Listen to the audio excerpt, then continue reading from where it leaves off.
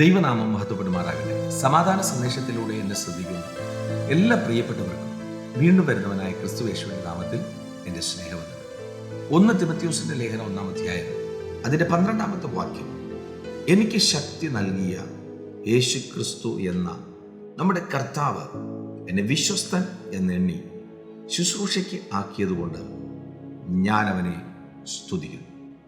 മുമ്പേ ഞാൻ ദൂഷകനും ഉപദ്രവിയും നിഷ്ഠൂരനുമായിരുന്നു, എങ്കിലും അവിശ്വാസത്താൽ അറിയാതെ ചെയ്തതാകൊണ്ട് എനിക്ക് കരുണ ലഭിച്ചു.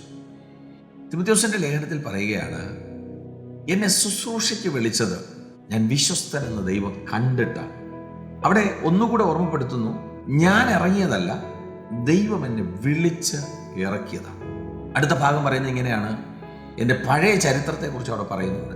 ഞാൻ ഇന്ന വ്യക്തിയായിരുന്നു, പക്ഷേ അവിശ്വാസ നിമിത്തമാകൊണ്ട് എനിക്ക് അവിടെ ഒരു കരുണ ലഭിച്ചു. എന്നെ കേൾക്കുന്ന പ്രിയരെ, നമ്മളെയൊക്കെ ദൈവം തൻ്റെ ശുശ്രൂഷയ്ക്ക് വേണ്ടി വിളിച്ചവരാണ്. എപ്പോൾ? അവിശ്വാസത്തിൽ നിന്നപ്പോൾ, വിശ്വാസം ഇല്ലാതിരുന്ന സമയത്ത്.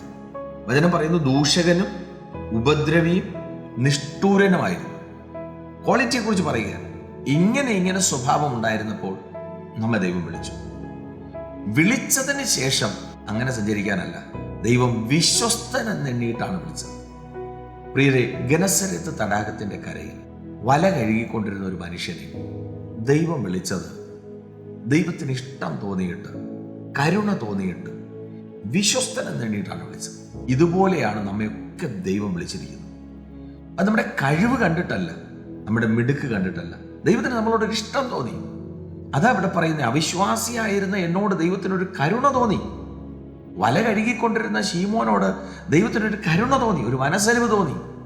ആ കരുണ ക്രൂശിക്കപ്പെട്ടതിന് ശേഷവും കർത്താവിന് തോന്നി. അതുകൊണ്ടാണ് തിബരിയാസ് കടൽക്കരയിൽ വെച്ച് പിന്നെയും ആ പത്രോസിനെ കണ്ട് വിളിച്ച വേലയ്ക്കായിട്ട് വേർതിരിച്ചത്. ഈ സന്ദേശം കേൾക്കുമ്പോൾ പ്രിയരെ, നമുക്ക് ഏൽപ്പിച്ച ഒരു ദൗത്യം വിശ്വസ്തൻ എന്ന് കണ്ടിട്ടാണെന്ന് ഓർമ്മയോടെ അത് മാത്രം ചിന്തിച്ച് ആ കർത്താവിനെ പ്രസാദിപ്പാൻ തക്കവണ്ണം പഴയ മനുഷ്യനെ കുഴിച്ചിട്ടതിനെ പിന്നെയും മാന്തിയെടുക്കാതെ വിശ്വസ്തയോടെ വേർപെട്ടവരായി സഞ്ചരിപ്പാൻ ദൈവം കൃപ ചെയ്യട്ടെ. വിശ്വസിക്കുക, പ്രാർത്ഥിക്കുക. ദൈവം വിശ്വസ്തൻ. God bless U.